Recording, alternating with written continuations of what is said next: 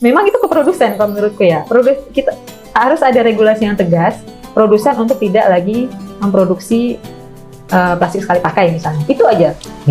Nah, disinilah Wali menekankan pentingnya roadmap terkait dengan bagaimana sampah ini bisa berkurang dari sumbernya. Salah satunya baik produsen maupun konsumen harus konsekuen, dan itu memang membangun sistemnya saja itu nggak cukup 5 tahun, tapi bisa 10-15 tahun.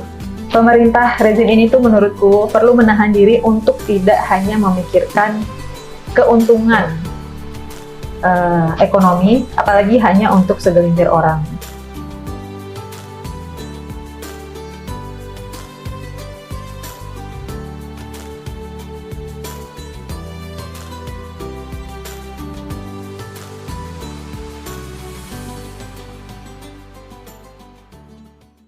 Halo sahabat Walhi, selamat datang di podcast Ramadan Hijau Walhi. Hari ini kita kedatangan dua narasumber yang sangat keren. Kita akan membahas soal krisis sampah dan bagaimana sebetulnya krisis sampah ini di tengah Ramadan yang harusnya membahagiakan. Ada kabar berita juga yang mungkin didengar kemarin dari Bantar Gebang, ada 7 orang pekerja di sana yang meninggal karena tertimbun longsor Bantar Gebang. Tapi situasi ini juga harusnya menjadi pelajaran buat kita di tengah Ramadan ini, kilas balik gitu ya, melihat bagaimana sebetulnya Ramadan kita kembali bersih, kembali mengingat, merefleksikan kehidupan kita untuk jadi lebih baik lah harusnya ya, dan juga mendorong pemerintah untuk kembali ke kebijakan yang betul-betul bisa membuat bumi pulih gitu, atau membuat bumi setidaknya tidak lebih terbebani oleh situasi yang ada sekarang. Nah, kita sudah kedatangan narasumber yang sangat hebat. Nih ada Bang Wahyu Eka dari Walhi. Beliau adalah manajer kampanye urban. Beliau sibuk nih ngurusin masalah urban, masalah respon krisis sampah yang ada di Indonesia, juga melihat bagaimana sebetulnya ada banyak investasi juga yang masuk ke Indonesia, khususnya di isu sampah yang sebetulnya adalah solusi-solusi yang palsu. Nah, terus juga ada Kak Dela di sini dari Mongabai, yang juga sebetulnya jurnalis yang bekerja untuk meliput isu-isu berkaitan dengan krisis sampah juga, dan bagaimana sebetulnya realita di lapangan bagi jurnalis yang melihat krisis ini. Nah, itu tadi pengantarnya. Kita akan langsung bertanya ke Mas Wahyu ya. Merespon bencana itu, kita sebutnya bencana ekologis ya Bang, karena kita tahu bahwa bencana ekologis adalah peristiwa yang terjadi karena ada akumulasi kebijakan yang buruk, ada pembiaran negara juga di dalamnya, terus kemudian kita tidak pernah diajarkan gitu untuk melihat krisis sampah sebagai masalah yang struktural gitu. Nah, gimana Bang Wahyu melihat masalah di krisis sampah kita saat ini? Terus kemudian apakah solusi-solusi yang ditawarkan pemerintah, misalnya dengan kalau yang terbaru ada PSEL ya, pengelolaan sampah menjadi listrik gitu. Itu menurut Bang Wahyu gimana ya Bang? Okay. Apakah ini betul-betul solusi? Apakah sebenarnya ini melahirkan masalah baru atau gimana Bang? Oke, sebelumnya kami turut berduka cita ya atas korban meninggal 7 orang dan hampir 15 orang juga mengalami luka-luka atas tragedi Bantar Gebang. Begini, kalau kita lihat sampah ini kan sudah sejak lama ya, problem sampah begitu, bahkan sejak era kemerdekaan, bahkan di era sebelum Masehi pun problem sampah juga jadi masalah. Kalau bedanya dulu organik, di mana di Athena itu sempat membuat satu kubangan yang untuk menampung air limbah. Di Romawi dia membuat semacam yang akan cikal bakal jadi open dumping begitu. Lalu yang sekarang itu masih berlanjut, artinya tata kelola sampah sekarang itu tidak jauh beda dengan apa yang dilakukan dulu. Dia masih melanjutkan yang teknologi dulu, yakni sistemnya kumpul, angkut, dan buang.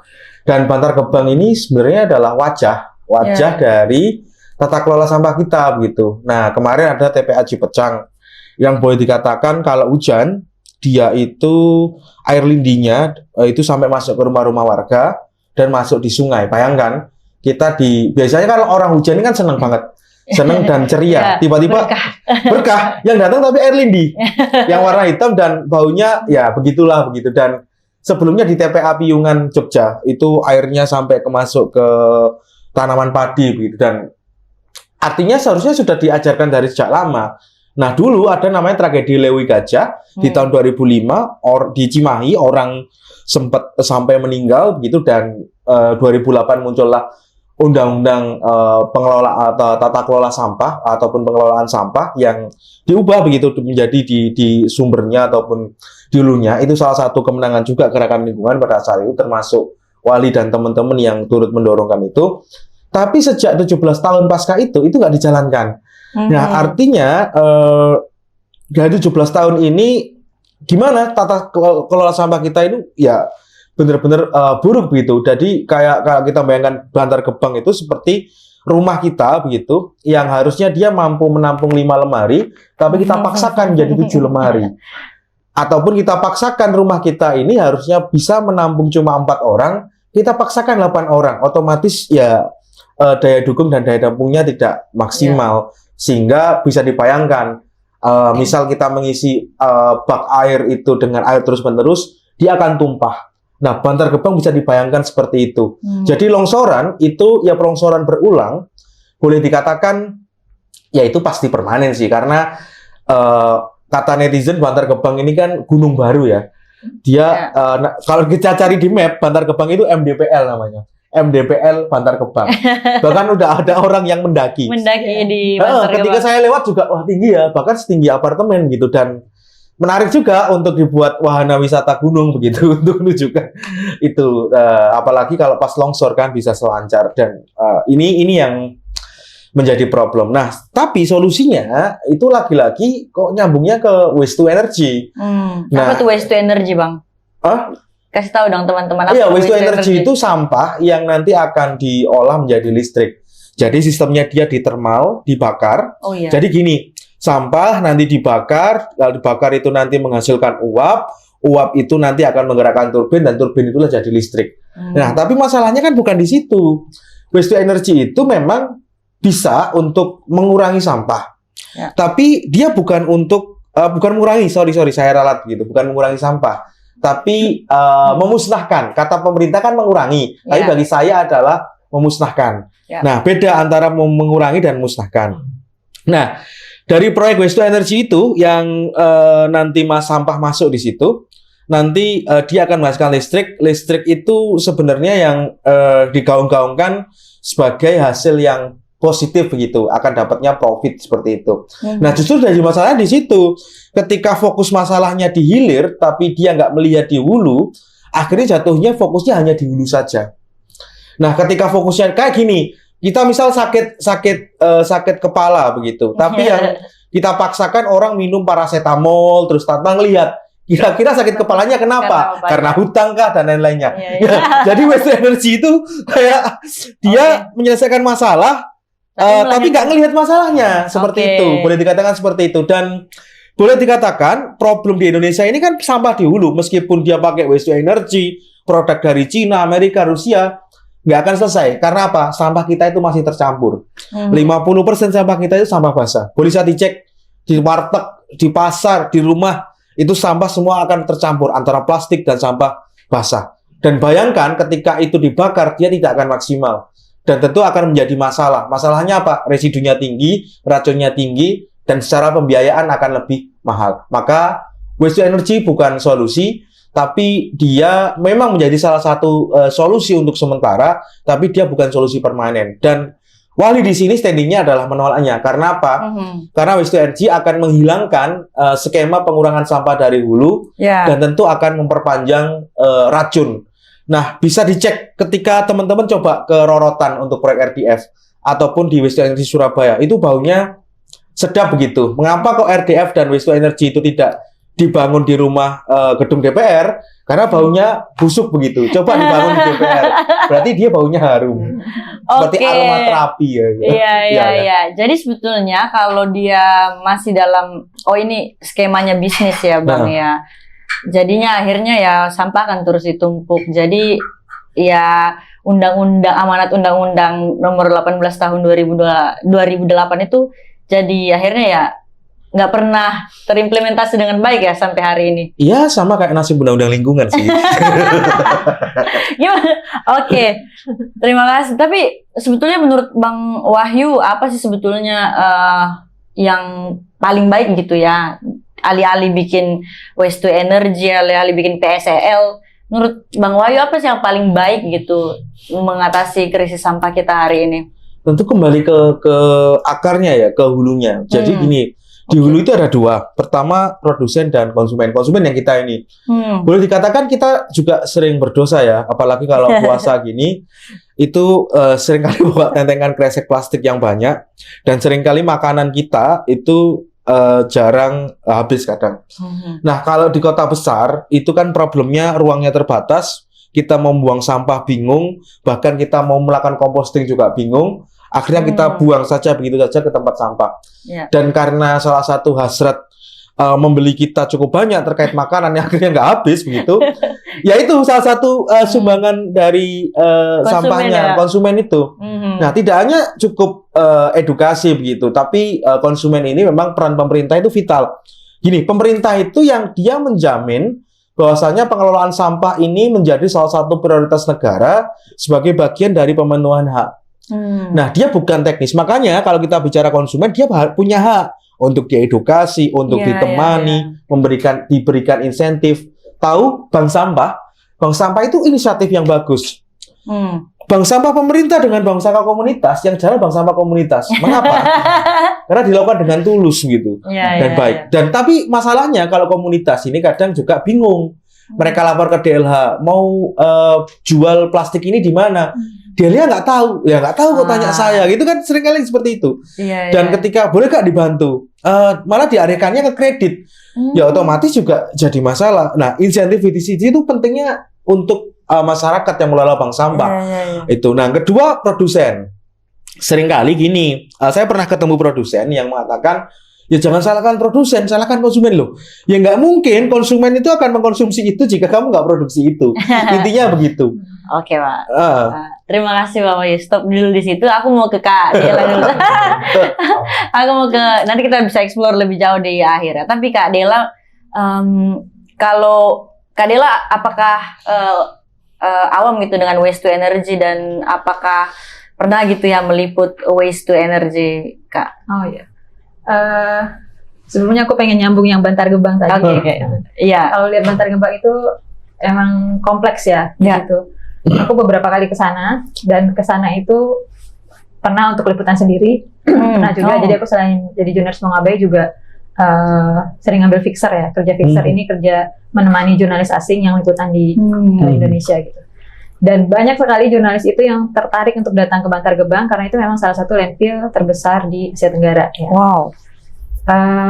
Itu kompleks banget di situ karena memang itu gunungannya udah 40-50 meter dan di gunungan itu memang ada kehidupan gitu. Jadi longsor yang terjadi kemarin itu kan bukan pertama kali ya. Kenapa? Kadang orang nanya kan kok bisa orang tertimbun di situ? Karena memang ada kehidupan di situ, ada warung kopi, orang di situ nongkrong, pemulung itu, terus ada orang yang jualan di situ dan premanisme juga ya. Jadi kalau aku bawa teman-teman jurnalis asing ke sana, itu biasanya aku suruh nunggu di mobil aja atau kamu ambil gambar dari drone aja gitu. Karena itu 5 menit kita turun pasti udah ada yang datang. Ya gitulah kalau itu kan di lapangan ya. Tapi yang ingin aku sampaikan adalah emang sekompleks itu masalah sampah dan itu memang jadi mewakili wajah masalah sampah kita lah gitu ya. Dan itu mulai terjadi kan di TPA-TPA yang lain gitu. Tidak menutup kemungkinan akan menjadi Bantar Gebang kedua atau ketiga di lokasi-lokasi lain gitu. Kalau pengalamanku nulis ini memang aku pernah masuk ke insinerator yang ada di Bantar Gebang itu juga ada di situ. Dan itu sangat kecil sekali kalau dibandingkan dengan sampah yang ada di situ gitu. Jadi nggak akan mungkin untuk menyelesaikan masalah sampah ini. Gitu. Iya betul. Dan itu juga aku nggak tahu perkembangannya sekarang. Aku kesana 2 atau 3 tahun yang lalu gitu. Dan itu mereka di sana juga bilang ini tuh nggak akan nyelesain masalah insenerator ini, karena ya itu tadi masalahnya sampahnya basah, tapi yang masuk insenerator itu harus kering, macam-macam harus kering dan kapasitasnya cuma berapa ton, sementara yang masuk berapa ton sehari gitu, itu nggak imbang gitu. Kalau yang di Rorotan misalnya, itu yang kalau teman-teman mau menemukan itu 500 meter, 1 kilometer dari situ itu polusi udara parah banget ya. Itu anak-anak sampai kena ISPA, iritasi mata. Terus dan mungkin ada pencemaran air atau tanah, cuman itu belum ini sulitnya kita jurnalis itu kan kalau mau bilang pencemaran itu mesti ada bukti ya. Iya, betul. Untuk menyatakan ada dampak kesehatan aja itu sebenarnya nggak gampang buat kita. Nggak gampang menemukan dokter atau tenaga kesehatan yang mau bilang memang ini ada hubungannya dengan TPU misalnya, dengan TPA, landfill atau inseneratornya gitu, dengan RDF ini. Kalaupun ada, nah kan itu setelah rame datang ya ke puskesmas gitu. Iya, sempat nanya-nanya nggak ke puskesmas setempat? Ada teman-teman apa itu sempat nanya itu, dan cuman kan jadi nggak, dia cuman kirim rilis kalau nggak salah, cuman ngirim teks ini kita tanya lalu dia jawab gitu. Cuman kan itu jadi dia datang dan diobatin lalu udah masyarakat sudah beraktivitas kembali ya gitu, dan itu menurut mereka itu masalahnya selesai. Jadi nggak pernah didata ini karena kira-kira kan dia tinggal di dekat. Nggak berani. Untuk banyak kasus kesehatan di sekitar industri itu umumnya kayak gitu sih, masalah yang sering kita temui di lapangan. Nggak ada lembaga kesehatan, entah puskesmas atau dokter atau siapapun yang berani menghubungkan langsung gitu ya, karena harusnya sih itu sudah terlihat jelas ya. Tinggal di sekitar RDF itu 500 meter, lihat asapnya setiap hari, ada sekolah dekat situ kan. Nah, ya pasti anak-anak yang kita tahu mereka menghirup nafas lebih banyak dari kita orang dewasa, pasti mereka lebih rentan. Nah, jangan untuk membuktikan itu dan untuk menulis itu tidak hanya menjadi klaim. Nah, di situ sih tantangannya kita. Wah, ya. Tapi kayak pasti bisa terlihat lah ya, maksudnya kita kan bisa langsung mengidentifikasi kalau ada kita datang ketemu anak-anak, biasanya kulitnya udah iya kan, bisa dan meskipun ada korban itu orang tuanya dokter sebenarnya. Cuman mereka cukup ini ya, cukup vokal lah. Ya, cukup vokal untuk menyatakan iya ini ISPA segala macam gitu. Cuman kemudian mau dibawa kemana? Gitu, keluhan-keluhan ini tuh nggak tahu juga mereka mau diapain gitu. Tapi apalagi namanya? Apakah mereka juga punya ketakutan, takut dikriminalisasi kak kalau bersuara atau gimana kak? Karena itulah ya, kayak misalnya di puskesmas nggak mau tuh mendata. Jadi tadi Mbak Della soal ya itu dampak kesehatan. Tapi kalau melihat waste to energinya sendiri secara apakah melihat lebih detail gimana sih mereka berproses, dan itu apakah kelihatan juga pencemarannya lah ya, apakah bisa terlihat secara langsung atau enggak kak? Kalau yang di Rorotan itu kan udah kelihatan langsung ya, terasa langsung ya. Tapi sebenarnya ada yang menarik itu 2022 aku pernah ke Cilacap, RDF yang di Cilacap itu. Nah itu mungkin kalau mau dibandingin ya, itu mungkin lebih tidak seburuk Rorotan dampaknya, karena itu memang agak jauh dari pemukiman. Sebenarnya ada pemukiman juga di situ, pemukiman pemulung-pemulung gitu ya. Dan itu RDF-nya di pabrik semennya, karena kan itu biomasa untuk pabrik semen gitu.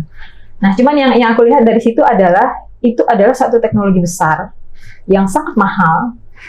Itu kalau nggak salah dibantu oleh pemerintah Denmark, 44 miliar untuk teknologinya aja, lalu PUPR berapa miliar gitu ya. Pokoknya itu sangat mahal. Yang kemudian membuat aku berpikir, apakah ketika misalnya dijalankan, kan ada rencana ya mau 30 kota ke depan gitu ya. 34 itu aku baru satu kota dan itu sangat mahal, dan itu uang Pemprov, uang Pemda, PUPR semuanya gitu. Dan ketika itu dijalankan misalnya 30 kota, itu berapa biayanya? Dan apakah itu lebih efisien untuk menghilangkan timbunan Dibanding kita memang bikin sistem yang dibilang Mas Wahyu tadi, kita bikin pemilahan sampah yang tersistem dan memang ada sanksi dan semua orang termasuk produsen harus bertanggung jawab. Nah, mana yang lebih efektif kira-kira? Dana ini kita pakai buat teknologi ini yang di beberapa tempat menimbulkan polusi dan segala macam, eksternalitasnya nggak pernah dihitung ya. Iya betul. Atau kita bikin sistem yang 3R itulah ya, 3R itu tapi benar-benar sistem yang strict dan penuh sanksi. Mana yang lebih menarik buat buat kita gitu. Iya betul. Nah, Mas Wahyu mungkin bisa menjawab ini ya, atau kan Walhi biasanya Walhi menghitung gitu ya, atau melihat sebetulnya mana sih yang lebih oke nih, pilih 3R terus yang tersistematis atau kita bikin WTE. WTE ini juga banyak banget ya jenisnya, kayak nggak hanya RDF tapi ada waste to energy, pembangkit listrik, tenaga sampah. Ada yang lain kah atau terus menurut Mas Wahyu dari perspektif Walhi mana yang lebih menarik dan apa tawaran Walhi soal situasi ini? Menurut proyek tadi sebelum Mbak Rina sebenarnya nggak jalan sih karena kena MBG dan efisiensi. Oh ya? Karena kan pemerintah daerah ini kan lagi teriak kan ya soal anggaran lingkungan lagi dipotong banyak gitu. Kemarin aja waktu ketemu sama dinas di provinsi ini, waktu ya teleponan lah, dia telepon konsultasi, bilang aja bikin aja Pak penyuluhan di kampung-kampung. Nah, anggarannya dari mana Mas? Kan kena efisiensi katanya gitu. Nah ini kan kayak nggak mungkin juga sih. Tapi gini bahayanya memang. Tadi kan nyambung gitu. Ada satu skema di mana kalau proyek ini jadi begitu, otomatis misal WTE-nya di satu wilayah yang dia butuh setiap harinya 1.000 ton. Maka pemerintah daerah harus nyediain 1.000 ton. Dan keuntungannya dari mana? Dari tipping fee. Jadi kayak pengelola dari WTI itu nanti akan dapat insentif dari tipping fee. Tipping fee itu dari APBD salah satunya.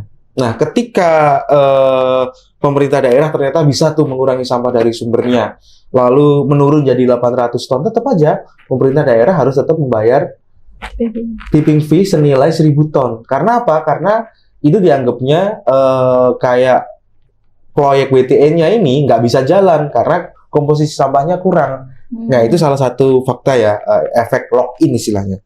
Lalu kedua, itu biaya input dan output itu nggak seimbang. Inputnya besar, karena sampah kita kan tercampur ya. Ya, tentu dia membutuhkan, kalau misal gas melon LPG itu butuh berapa truk itu untuk itu. Nah, seharusnya dia butuh cuma 2 truk, tiba-tiba karena situasi itu jadi 5 truk. Sementara hasil listriknya itu kecil. Jadi semisal ada 3 truk sampah yang dihasilkan listriknya itu cuma setara 1 truk sampah. Karena dengan beberapa faktor. Sehingga apa? Sehingga untuk mendapatkan, kalau kita bicara segi bisnis, untuk mendapatkan keuntungan semula, itu prosesnya akan panjang. Apalagi PLN ini juga ogah-ogahan.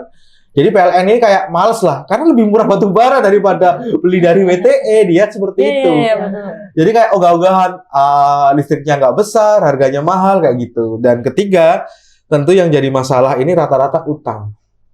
Jadi kayak investasi dari Cina yang kemarin dari Danantara itu rata-rata utang. Ya tentu dia ingin cara yang cepat dan efisien, tapi sebenarnya caranya juga nggak cepat, nggak efisien, dan nambah beban. Apalagi kondisi krisis gini dan utang kita ini juga cukup banyak, ditambah lagi begitu. Apalagi kalau proyeksi bisnis itu bisa jangka panjang, jadi nggak maksimal. Tentu dalam inilah mengapa Walhi juga dengan teman-teman di Aliansi Zero Waste Indonesia menolak itu. Nah, kalau secara skema dalam hal ini Walhi banyak belajar dari komunitas, terutama dari teman-teman, salah satunya memang dari hulunya. Kenapa kok dari hulu? Ya tadi kan saya sudah bilang soal konsumen. Nah, ini yang kami tekankan di produsen. Nah, ada Permen LHK 75 2019 tentang peta jalan, salah satunya kewajiban perusahaan, tapi dia nggak wajib. Jadi perusahaan itu sebenarnya voluntary, jadi ya sukarela. Dia mau buat peta jalan, dia mengurangi sampah dari sumbernya, itu urusan mereka. Kalau mau meninggal nanti mereka dapat proper hijau dan lain-lain. Tapi kan nggak ngikat. Nah, dorongan kami adalah EPR, Extended Producer Responsibility, ataupun skema bagaimana produsen itu bertanggung jawab atas produk yang dihasilkan, itu diwajibkan. Kalau diwajibkan, berarti itu bisa menjadi masuk skema izin, kalau mereka mengusul perizinan, dan lain-lainnya. Dan secara lebih jauh, kita mendorongnya redesign industri. Karena gini, redesign industri itu gini, karena konsumen ini memang salah beberapa. Syukur-syukur dia membuang sampah pada tempatnya. Untuk menuju pemilahan berat lah tadi, karena butuh edukasi, insentif dan lain-lainnya.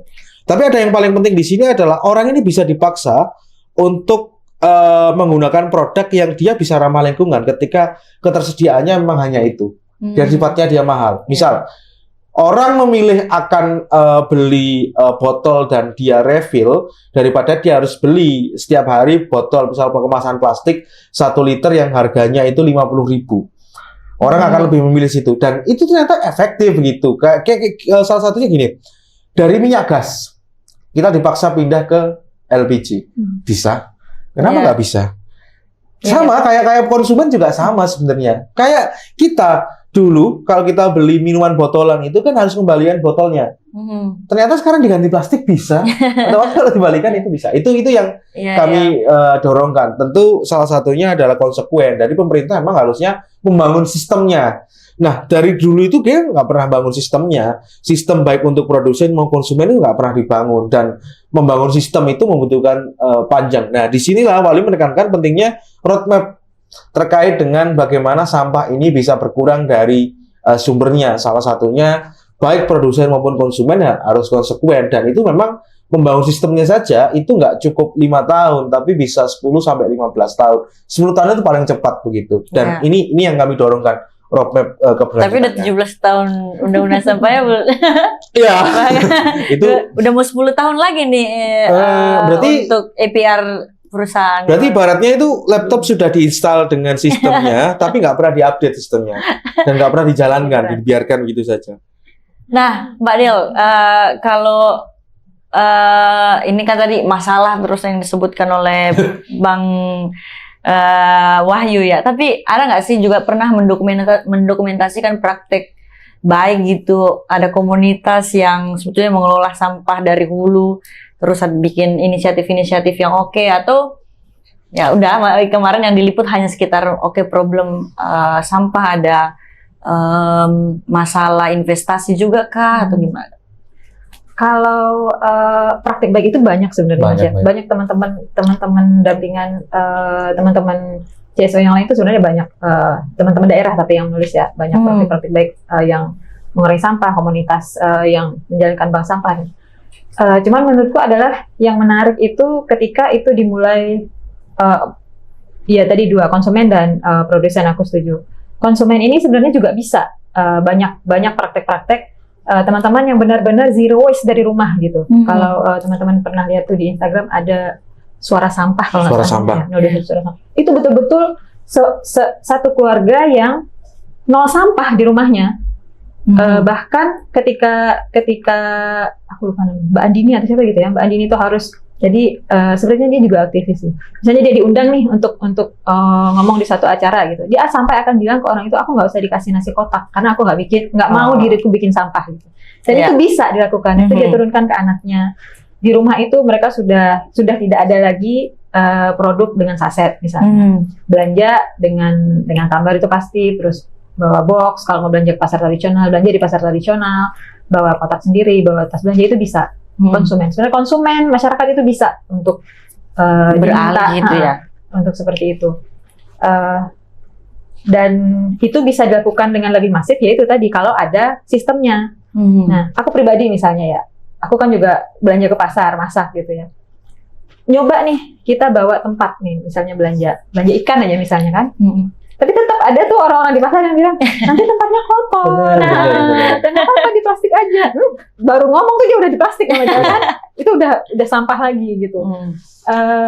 Memang itu ke produsen kalau menurutku ya. Kita harus ada regulasi yang tegas, produsen untuk tidak lagi memproduksi plastik sekali pakai misalnya. Itu aja. Pasti masyarakat terpaksa lah bawa tempat, terpaksa mau belanja sayur harus bawa tas sendiri. Dan itu sebenarnya menurutku pribadi lebih praktis gitu. Ketika kita nggak harus hemat sama plastik. nggak usah pakai sedotan. Itu kan sebenarnya hal-hal yang sangat bisa dilakukan. Cuman sistemnya ketika misalnya terpaksa nih ada sampah, katakanlah bukan plastik sekali pakai, tapi udah nggak bisa dipakai, misalnya tinwal-tinwal yang sudah pecah itu kan. Oke, dikumpulkan sama masyarakat. Mau dibuang kemana? Dibawa keluar rumah, pasti disatuin lagi kan sama ini. Nah, sistem itu perlu dibangun. Lalu produsen juga perlu ditegaskan untuk IPR-nya itu tadi, tanggung jawab terhadap sampah yang mereka bikin. Nah, tadi juga Kak Dela sebut soal misalnya ya udah selesailah kita misalnya di konsumen dan produsen untuk meminta pertanggungjawaban mereka, konsumen jauh lebih bisa mendorong perubahan di tingkat individu ya. Tapi sebenarnya apa sih masalahnya kok masih numpuk tuh sampah di Bantar Gebang, terus kemudian kenapa solusinya jadi WTE dan kemudian ada orang yang mau investasi, misalnya tadi yang disebut di yang dari Denmark, di mana, di daerah mana Kak? Di Cilacap. Nah itu kenapa masih bisa seperti itu ya? Apa yang masalah nih, bisa Kak Dela dan Bang Biber jawab? Bang Wahyu, maaf. Bang Wahyu jawab soal ini. Mantap. Nanti di tipping fee itu ya, maksudnya tipping fee. Ada orang-orang yang diuntungkan dari proyek ini, menurutku ya. Dari tipping fee itu, lalu itu kan yang jadi berat selama ini memang kalau buat Pemda itu ya, ketika mereka punya proyek ini, kadang kan proyek itu juga, ya aku nggak tahu proyek ini dari top down kan ya. Kita mau bikin top down. Awalnya berapa? 13, lalu 30 gitu. Pemda mau nggak mau harus bayar bidding fee dan segala macam gitu. Lalu ada orang-orang yang diuntungkan dari itu. Karena kalau kita mau bicara solusi yang ideal gitu ya, itu nggak ada yang diuntungkan. Harusnya kan nggak dalam skema bisnis berarti ya. Ada skema bisnis. Karena kalau bicara soal plastik saja, itu kan gini, plastik itu banyak pihak yang diuntungkan. Tidak hanya kalau kita bicara produsen pertama kan yang siap pakai mungkin yang kemasannya, tapi yang kemasan ini juga beli dari industri petrokimia, petrochemical gitu. Nah, petrochemical itu ngambilnya juga dari fosil.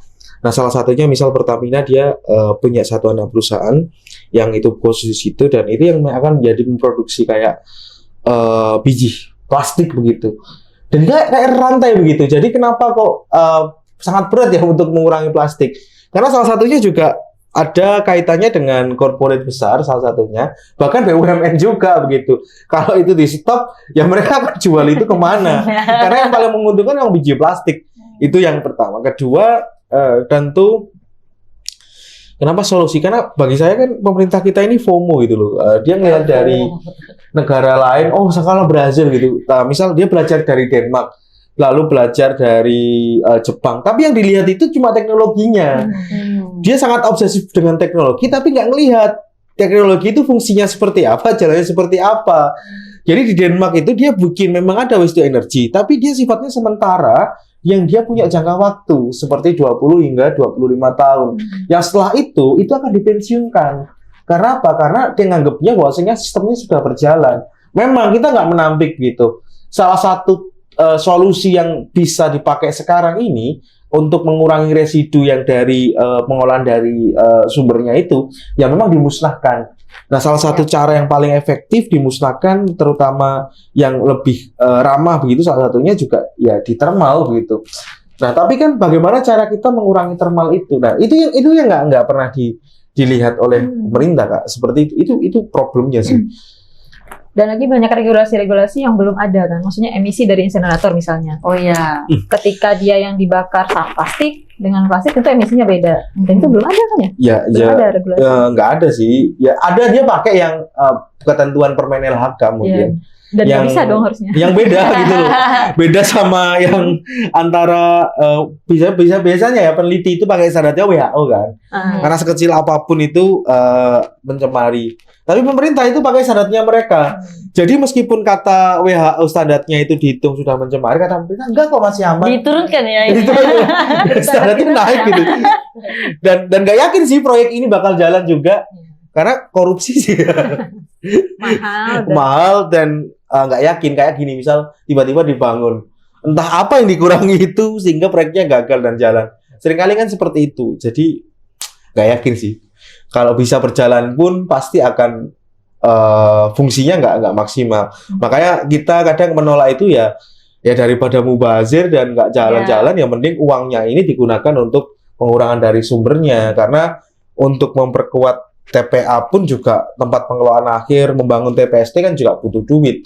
Untuk membayar pekerja sampah yang sekarang banyak di bawah UMR kan juga butuh duit. Nah, ada yang menarik nih soal investasi Danantara di PSL ini. Gimana? Awalnya kamu lihat ini, apakah cukup menarik atau ya udahlah akan jadi masalah baru lagi atau peluang korupsi lagi kan? Kalau logikanya Danantara kan bisnis gitu loh. Masalah sampah ini kan nggak bisnis. Harusnya ya memang bukan Danantara yang mengelola. Kalau Danantara yang mengelola, orientasinya ya bagaimana cara mendapatkan profit. Tentu dia akan pakai skema ini dan itu. Ujung-ujungnya juga mungkin seuzonnya adalah uang negara lagi dipakai untuk mendapatkan profit. Jadi kayak lingkaran setan. Uang dari pajak diputar lagi ya untuk dapat di situ. Karena gini, menurut kami begitu, dari Wali sendiri ngelihatnya bahwasanya sampah ini bukan bisnis gitu. Tapi memang ya harus diselesaikan karena itu adalah hak. Kalau dia dibuat bisnis ya logikanya adalah sampah masuk, berapa sih listrik yang akan dihasilkan, berapa keuntungannya. Ya kacau begitu. Makanya kan kalau kita bicara tata kelola sampah kita amburadul ya, karena memang yang mendorong amburadul gitu dan kacau. Kak Dela sendiri melihat Danantara nih gimana, Kak? Ya betul. Kalau Danantara itu akan berujung di bisnis ya gitu. Dan kalau kita bicara waste to energy itu, yang dijual kan sebenarnya energi hijaunya, energi bersihnya gitu. Dan ketika itu jadi bisnis, agak sulit ya untuk tetap melekatkan bersih ke situ gitu. Walaupun sebenarnya renewable energy itu dari waste to energy itu juga masih diperdebatkan ya, karena kan renewable dia harus berkelanjutan, sementara ini tuh hampir sama dengan thermal lainnya nggak sih? Iya, sama. Dia tetap cuman beda yang dibakarnya aja gitu, menimbulkan polusi, terus penyakit dan segala macam yang tidak memenuhi kriteria untuk disebut dengan energi bersih. Bersih itu nggak cuman, aku selalu bilang kayak ini kalau bahas renewable energi terbarukan itu belum tentu bersih.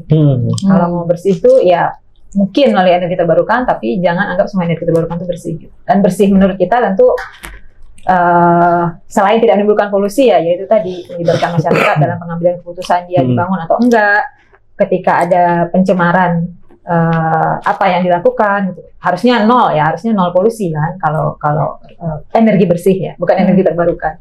Nah itu mungkin yang perlu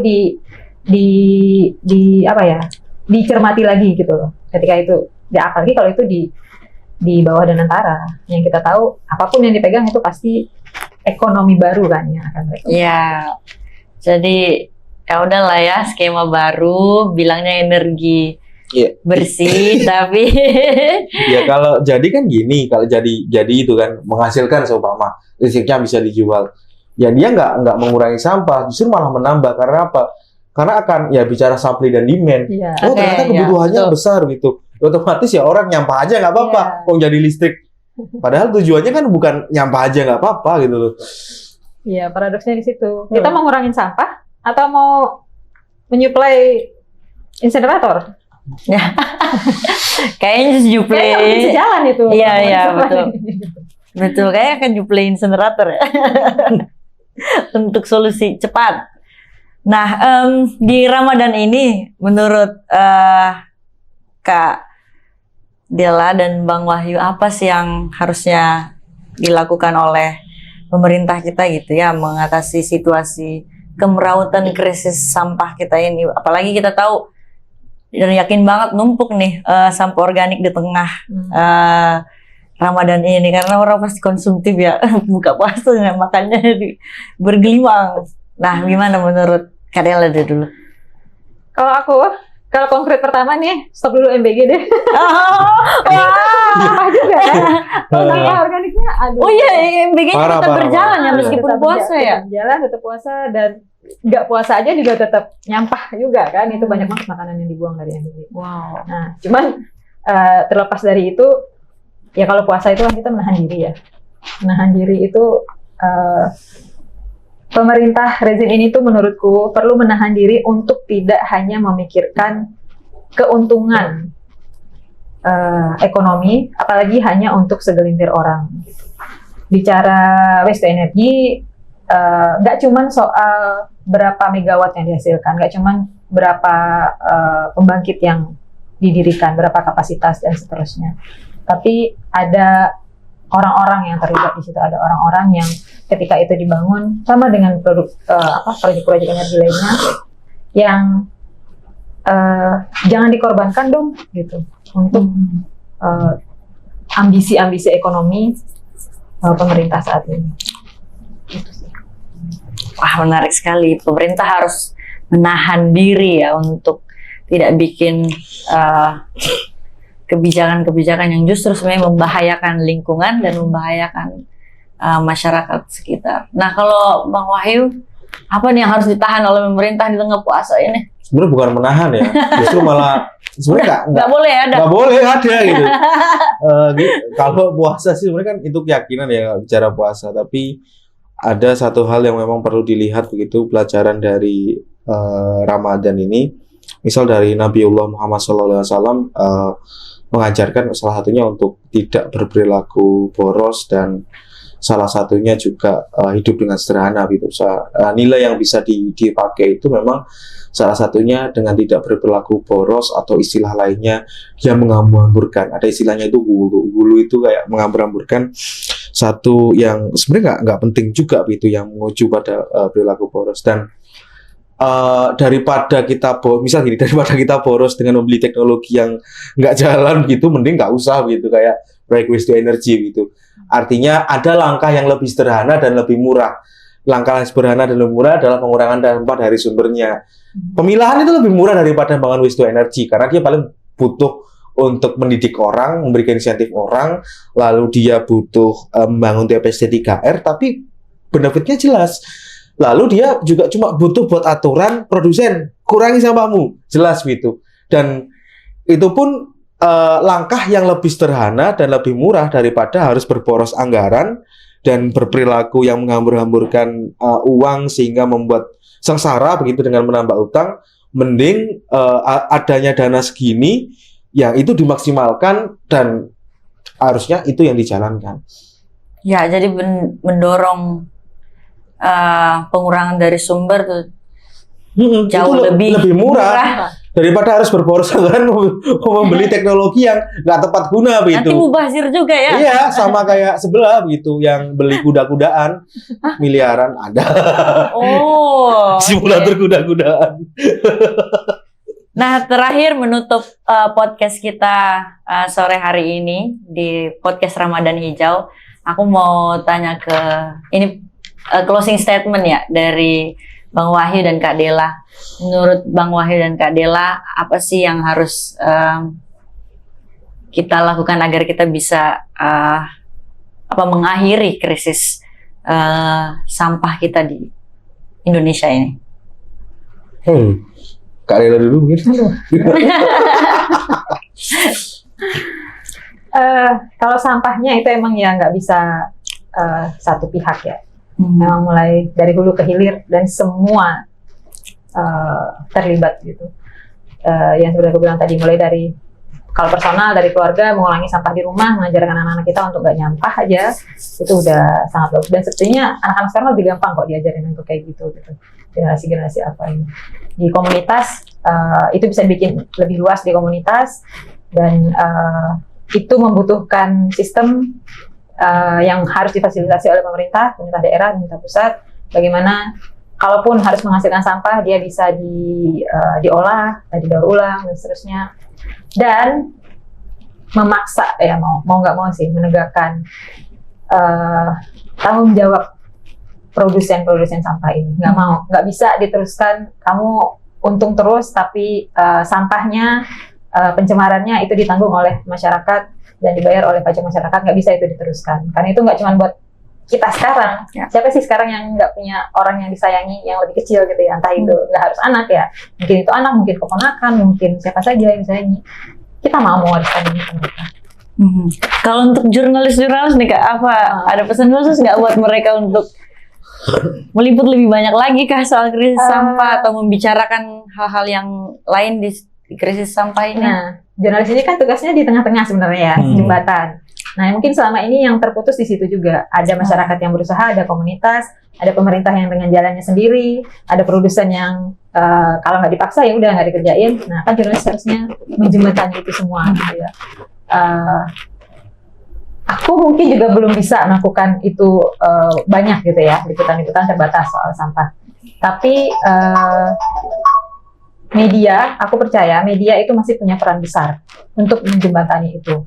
Menyampaikan berita bahwa, hai pemerintah, di bawah ini ada loh masyarakat yang mau berinisiatif meringankan beban pemerintah mengelola sampah.